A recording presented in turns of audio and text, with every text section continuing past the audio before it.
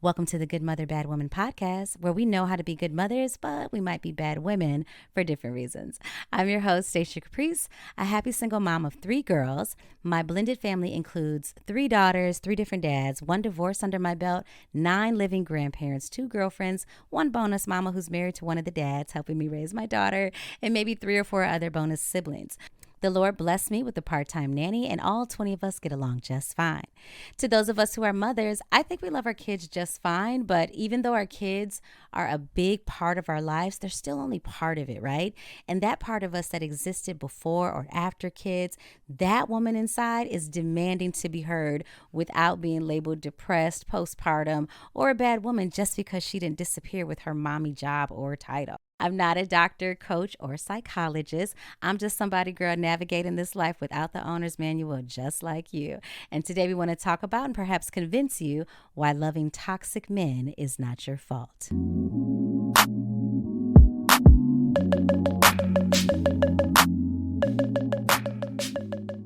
Listen, there are some men who love to antagonize the woman of their dreams for falling in love with a sexy, toxic bad boy and getting dumped instead of choosing him because he had a good heart and a stable job. It's like our heartaches are our fault, as if we walked down the street, met a man dressed in a red flag who asked you ahead of time to sign his heartbreak guarantee or bullshit non-refundable contract before you interact with him, right? Like if only crazy, toxic, or abusive men would be so kind as to share their future intentions ahead of time, right? No, most men, all men and women show their best representative up front, when you first meet somebody. So that being said, though, it is very interesting to me that we still seem to gravitate towards the same type of man, whatever your toxic type is, long before the red flags become clear. Like before you tried to sleep with me on the first date, and I said yes, you still had me at hello, right? So what is that all about? But the thing is that women have been blamed for years for intentionally loving bad boys or purposely overlooking the less charismatic good guy and therefore deserving of all their broken hearts and bastard children. But part of the reason some women are unconsciously drawn to toxic men is because most of us was raised by one, and the rest are our primal mating instincts that just automatically pull us towards the most dominant man in the room. So let's discuss. First, let's talk about the definition of a good guy, or at least how it is presented to us, right? Because when I was a younger girl, I was pretty shy, but I got a lot of attention for how I looked. And I remember, family and church members throughout my teen years and my 20s would always admonish me, don't miss out on the good guy by being blinded by the more popular guy. So of course you're like, okay, what is the alternative or whatever? And the good guy is always positioned as, he's smarter, kinder, richer, but the downside is he's probably shorter, not as cute, not as strong, or not as fun. And you're like, well, damn, what kind of promo campaign is this? And men are so funny and competitive. Like they feel like if you don't choose them specifically, then girl, you automatically just chosen a toxic, abusive man with no job. So shame on your future. Okay. But, we know that's not true. The definition of toxic is very subjective, and we just kind of throw that word around because it's fully possible that the man you chose was a great guy. It just didn't work out for the two of you for whatever incompatible reason, but that didn't make him toxic per se. And then just between you and me, girl, I wonder what makes a good guy good anyway, right? Like, yes, I believe that there is a type of man who is good looking, who has transcended the realms of temptation. Maybe he practices self-control and just lives in this land of sexual, emotional maturity that he can't easily be removed from.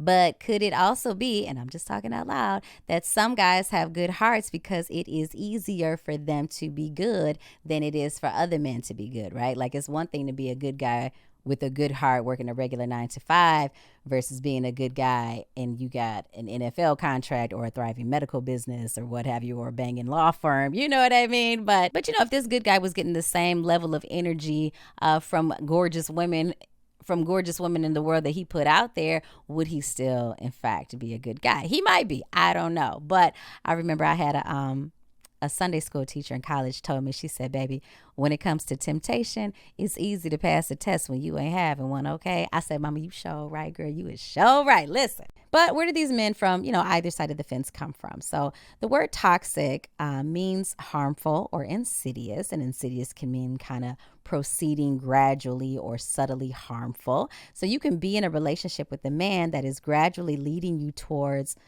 physical or emotional harm and be headed that way without obvious symptoms.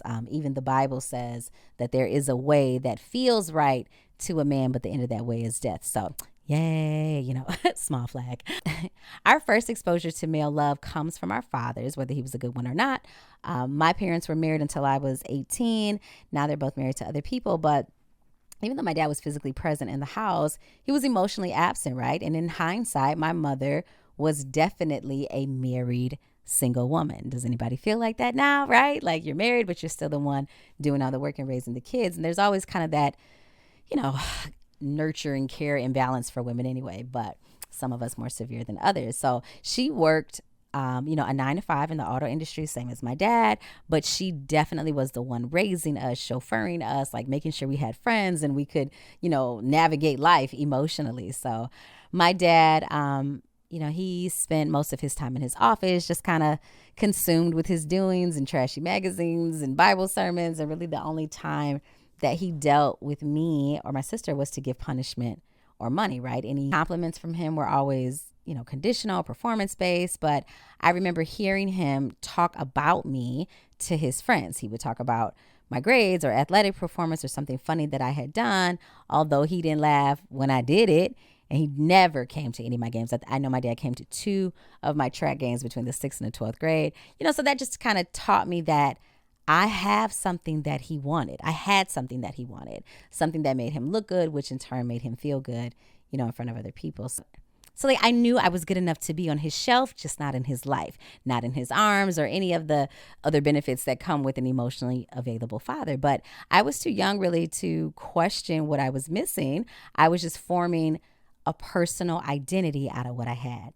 Like daddy was big and strong, but he was not for touching or holding on to, although he would protect you in an emergency. And it's hard. And it's hard to love something that you're afraid of, right? So, making direct eye contact with him or experiencing his hands at all was usually through some type of physical punishment accompanied by yelling or whatever misery his 30-year-old self could come up with on the spot, right? Nowadays, my dad is a fantastic grandfather. Like I really could not have raised my babies at a young age if it wasn't for him. So we will give him that credit right now and, kind of give people grace for growing up at the same time that they were raising us. But we still got to talk about the impact that it has, the lasting impact, right, that it all has on us. And my dad, he was very charming. He had this like fantastic laugh. He was the loudest, most engaging guy in the room, even though we knew that there was this other side to him back then. And like a lot of men, my dad, his love language was acts of service, right? So he still would take us to McDonald's and a toy store, Blockbuster Video. That was all part of his love. And then he'd come home and say, I'm going to give you a spanking, right? Because I heard what happened yesterday. You'd be like, no. Every now and then, he and I would bond randomly over music. Like he had actual albums, and if I was playing and hearing me playing, then he'd be like, what do you know about this song? And we would have a good like genuine moment. But it was like he could never leave that moment on a high note, right? It either ended with a task or a chore, like, all right, go clean up your room, or his mood would just change shortly after the fun. So I was always smiling, but bracing myself around him, like, get what you can get now, girl, because he's in a good mood, but be ready for chapter 2 of this story, right? So my first exposure to male love was really through this filter of scarcity and rare moments of affection tied to some type of performance on my end. But again, I was too young to even really question what I was missing, but rather I just adapted to what I thought was true about men and their love. I was reading this book called The Will to Change by amazing author and thinker Bell Hooks. And girl, it wasn't until I got the book that I realized there was a subtitle, Men, Masculinity, and Love. And y'all, the first chapter had me in tears, honey. She basically is talking about how boys and girls are conditioned as children through our patriarchal society that says, it's more valuable to be male, and that stronger people are more valuable than weaker people, and therefore they have the right to kind of control them, right? We teach our sons to be these emotional cripples who aren't supposed to cry or show emotions. They're only they're only permitted to fight and develop their libido. And we watch this happen to our brothers, our cousins, our male friends. So even as young girls, we are learning how a man should be, right? Like, you could have a father who is kind to you as a daughter or a son, but he cheats on your mom. He has pornography hidden carelessly throughout the house. You have siblings that belong to other women. All of these things add up to what you unconsciously think love is and who men are. And I really like how Bell Hooks said that usually rage and unrelenting disappointment lead men and women to close off that part of themselves that was hoping to be touched and healed by male love. They learn to settle for whatever positive attention men are able to give. They learn to overvalue it. Hello. They learn to pretend that it is love. And I'm like, this broke me down, honey. She says so many of us have felt that the only way to really win male love is by showing that we were willing to bear the pain, or we're willing to validate somehow that a real man's love is only manly if it withholds and withdraws. Like, that dynamic makes us love men more because they won't love us back. So listen, look, I had to put the book down, girl, for like a week, honey. And it's funny because it's funny because when people talk about daddy issues, that's not unique to women, because men obviously can have daddy issues as well. I just dated a guy whose father was horrifically abusive. Horrifically abusive. And then as an adult man, he was an entrepreneur, but he kept falling victim to these older men who would approach him as mentors, hype him up and then steal his money and destroy his business. And I'm like, honey, that is your daddy complex, right? You keep going for these older men who take advantage of you. You need to talk to somebody about that. But reading Bell Hooks' book was really the first time that I heard of the narcissistic trait of emotional withholding, which is basically keeping love and affection or even like basic care from a person until they do what you want. Or it could mean keeping someone in constant pursuit, right? So here I am, raised this way for 18 to 20 years. Not only am I attracted to this type of man because something about his energy or his spirit is familiar to my spirit, not right, but familiar, so it feels safe. And safety is one of our love languages, ladies. And then you remember, what's that song by John Mayer called Daughters? It says, fathers, be good to your daughters because daughters will love like you do. So now that I know like men are emotional withholders, I also have learned this skill of how to be an emotional withholder, right? Keeping good and bad guys in this constant state of pursuit. So what does withholding look like in a woman? She could be someone who gets a lot of attention for the way she looks, even though she knows she has more to offer than that. She may be someone who keeps a man in constant pursuit or effortlessly kind of maintains this roster of men who serve different purposes in her life. I know what you want, but I will breadcrumb you just enough so that you keep trying and start picturing how it'd be the most amazing woman in your life, but intentionally never give you the emotional validation that I'm ready to be yours for real, right? Because daddy taught me that I'm good enough for the shelf over your heart, and that there are enough benefits to shelf life that I don't have to overcome my fears by jumping into a man's actual heart space. So now that I've come to terms with the fact that I am this emotional withholder in relationships, I kind of know ahead of time that there's a part of me that watched my single married mom raise us. And I really don't, this is my issues, not yours. I don't see a benefit of having a man in the house. The only thing a man can really do for me that I can't do as well by myself is give sex or money.